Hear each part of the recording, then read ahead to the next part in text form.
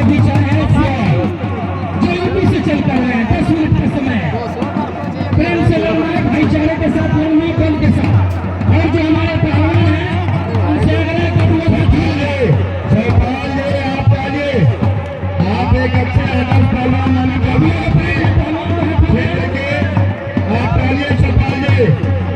आपका जो मिलेगा चौपाल जी आप पाइए, चलिए अपने टीम के साथ बताइए।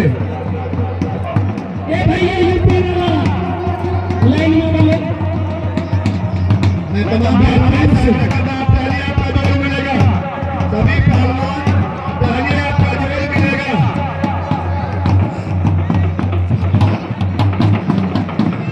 हमारे धीरे धीरे आज का पहला दिन शुरुआत के दिन जो कि हमारे तमाम पहलवान सभी वह देखा जाए 10 मिनट का समय है, 10 मिनट का समय है। प्रेम से लड़ना है और घास और कब्रों के ऊपर जो दाव है वो बर्जीत नहीं सब करेंगे और भाईचारे के साथ लड़ना है।